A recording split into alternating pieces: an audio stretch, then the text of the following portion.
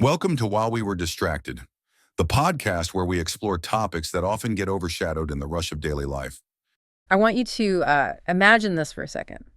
You're getting ready for a perfectly normal, entirely mundane event. Ooh, I think I know where this is going. Yeah, we're talking about your local school's picture day. You know the drill. The awkward combs. Exactly. The awkward combs, the stiff postures, maybe that classic laser background if you're feeling nostalgic. It's an absolute staple of the school year. It really is. Now, imagine waking up the next morning to find out that this completely routine 90-year-old tradition has been shut down overnight. Just completely canceled. Canceled. And not because of a snowstorm, not because the camera equipment broke, but because of a massive viral internet panic that seemed to come completely out of nowhere.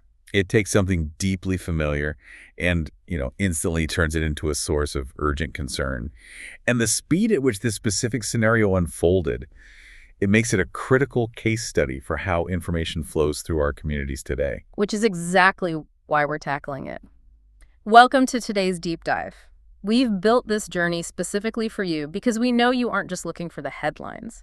Right, you want to get past the noise. You want to understand the actual context, get to the bottom of complex issues without drowning in information overload. Today's mission is to trace the origins of a recent viral rumor that swept through the country. We need to separate the social media fiction from the documented facts. And really understand how a distant corporate link caused real-world administrative chaos. To do that, we're pulling from two primary pieces of source material today.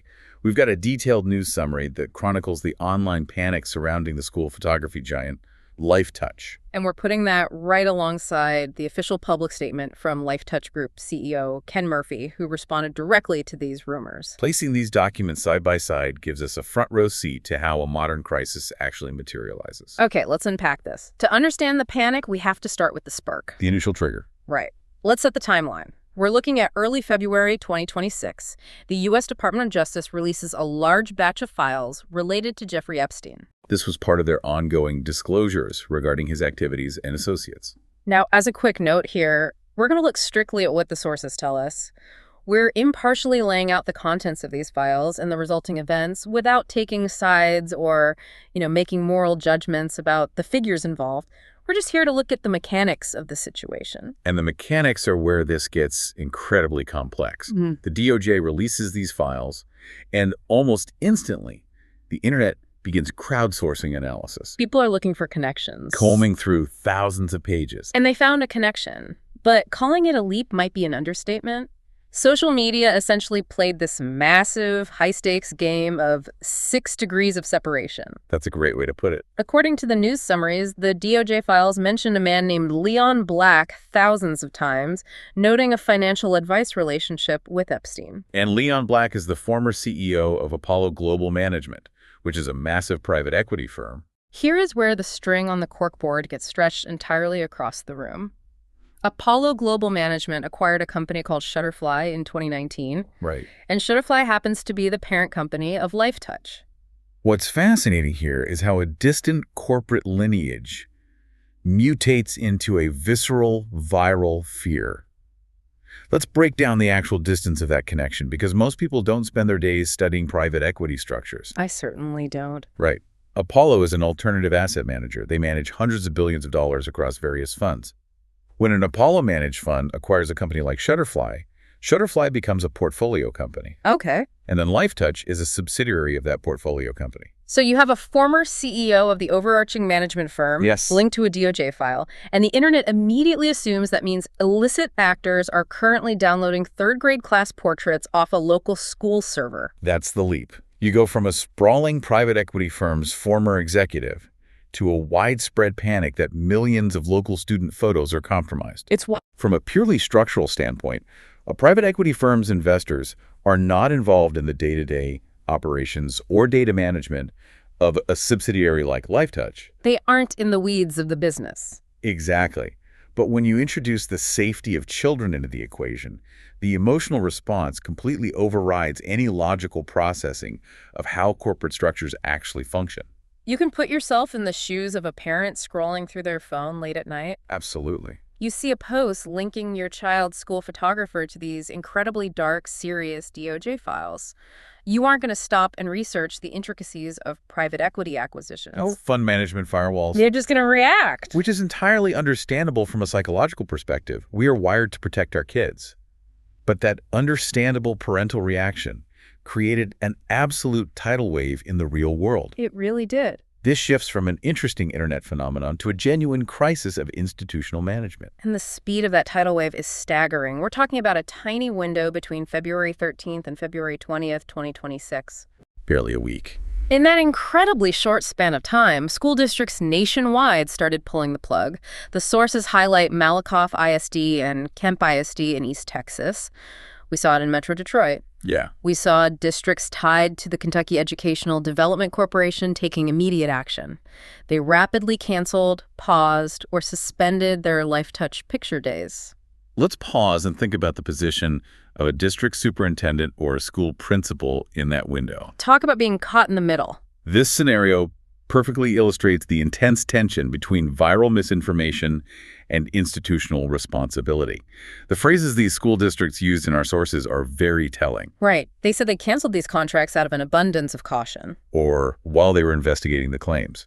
And they were frequently doing this on the exact same day the rumors spiked online. That is administrative whiplash. Canceling a vendor contract on a few hours' notice just because of a trending hashtag. But consider the alternative for that administrator. When a school district's community is in a panic about student safety, the administration doesn't have the luxury of waiting a week to verify the corporate lineage of a vendor. They can't just tell parents to read a private equity prospectus. No.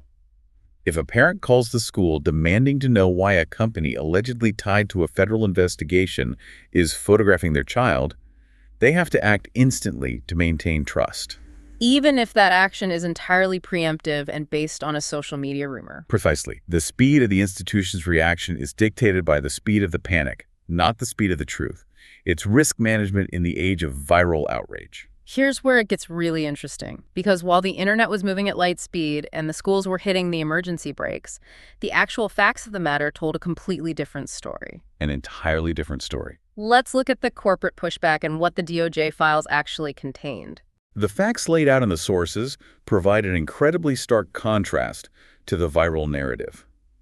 First and foremost, LifeTouch itself is not named anywhere in the Epstein files. Not once. There are zero allegations in the released documents that LifeTouch or any student photos were ever involved in any illicit activities. No data sharing with Epstein or Leon Black. No breaches whatsoever. Not a single mention. And then we have the timeline physics. This is key. The internet rumors suggested this ongoing sinister connection where photos were actively being funneled through this corporate chain.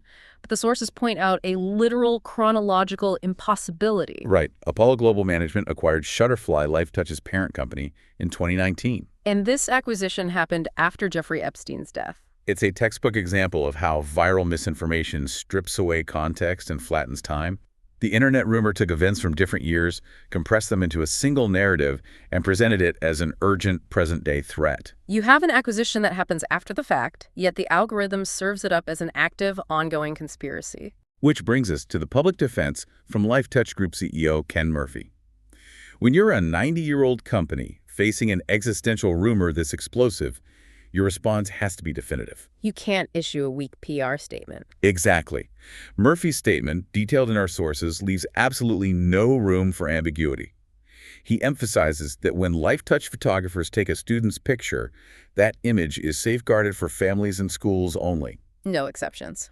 He stated plainly that LifeTouch does not and has never provided images to any third party. He also addressed the private equity connection head-on, dismantling the core mechanic of the rumor. He clarified that funds managed by subsidiaries of Apollo Global Management are simply investors in Shutterfly. Neither Apollo nor its funds are involved in the day-to-day operations of LifeTouch. Because of that structural reality, Murphy stated that no one employed by Apollo has ever had access to any student images.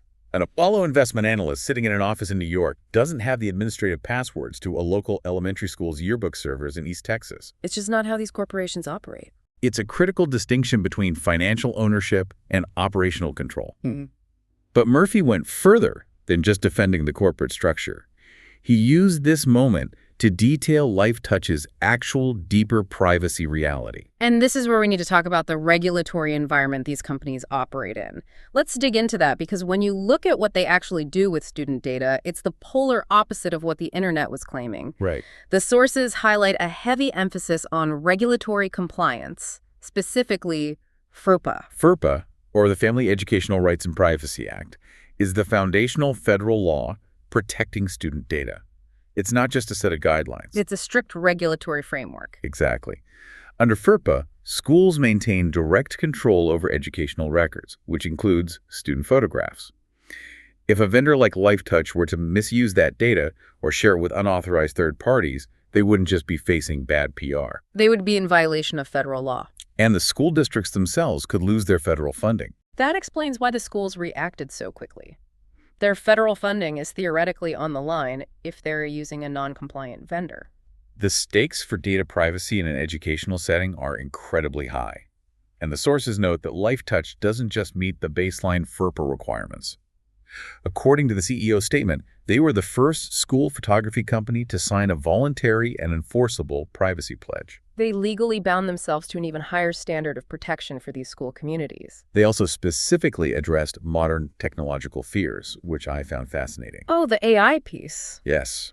Murphy categorically stated that LifeTouch never shares, sells, or licenses student images to train AI models, large language models, or facial recognition technology. That specific denial is incredibly revealing about the current cultural climate. Think about it. You're in the middle of a panic about a DOJ file release and private equity acquisitions, and you feel compelled to explicitly say, by the way, we aren't feeding your kids' faces into an AI. Why bring that up? Because the underlying anxiety driving this panic wasn't just about the specific names in the DOJ files. That was just the spark.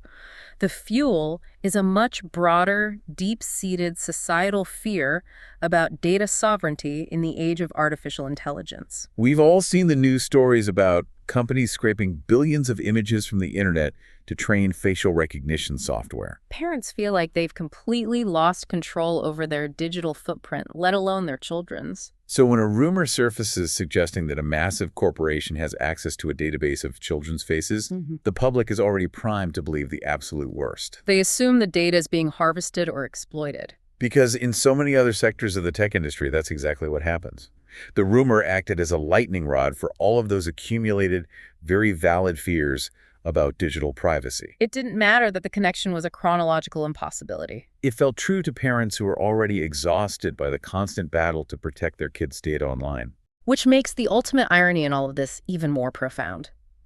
The detail in the sources that really stops you in your tracks is LifeTouch's relationship with law enforcement. Yes. The internet mobilized overnight, accusing this company of being part of a dark network that exploits children. But the sources show that LifeTouch actually has a decades-long partnership with the National Center for Missing and Exploited Children. It's a detail that completely upends the viral narrative. They print these things called SmileSafe cards. They provide them completely free of charge for every single student they photograph. These are physical, high-quality photo ID cards that families can keep in their wallets. The whole point of the program is that if a child ever goes missing, the parents have a current, high-resolution image they can immediately hand over to law enforcement to aid in the search. So the very company being accused of endangering children is, in reality, dedicating resources to equipping parents with practical tools to help find missing children. You couldn't invent a more stark contrast between internet fiction and corporate reality. You really couldn't. If we connect this to the bigger picture, we can see how the dust finally settled once the initial panic subsided. The sources note that after that first wave of rapid cancellations, districts began doing their actual due diligence. They finally had a minute to breathe. Right. Places like the Kentucky Educational Development Corporation conducted their own internal reviews of the facts. They actually looked at the timeline. They looked at the timeline. They looked at the DOJ files and saw LifeTouch wasn't mentioned.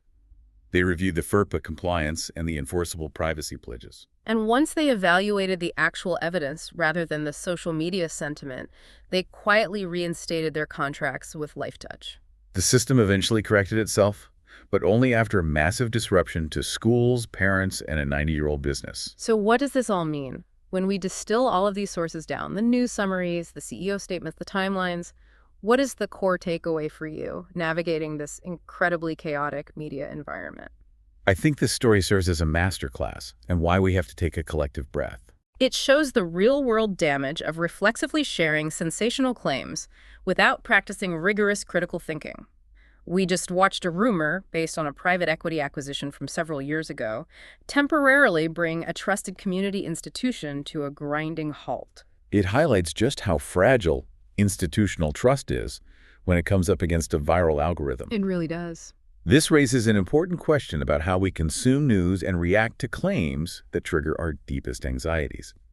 This deep dive illustrates that your absolute best defense against viral panic is a commitment to seeking out multiple perspectives and relying on primary sources. When you encounter a shocking claim online, the instinct shouldn't be to amplify it, but to verify it. In this case, simply checking the dates of the acquisition or reading the direct statements and DOJ file summaries instantly dissolve the panic. Critical thinking isn't just an academic exercise. It's a necessary tool for protecting our communities from unnecessary chaos. We have to be the circuit breakers for misinformation. We can't rely on algorithms to do it for us. And that brings us to the end of our journey today. But before we sign off, I want to leave you with one final lingering thought to mull over as you go about your day. We always like to leave you with something to think about. The sources we looked at show how a private equity acquisition from 2019 can suddenly, without warning, become a localized crisis in a small-town school district in 2026. It leaves you wondering. How many of the mundane, everyday services you rely on, from your local coffee shop's loyalty app to your neighborhood gym software, are sitting at the very end of a massive, incredibly complex corporate ownership chain? They're just waiting for one viral post to completely shatter your trust. Thank you so much for joining us on this deep dive. We hope you walk away feeling a little more informed, a lot more curious, and better prepared to navigate the noise. Until next time, keep asking questions. Don't forget to like and subscribe for the next episode on While We Were Distracted.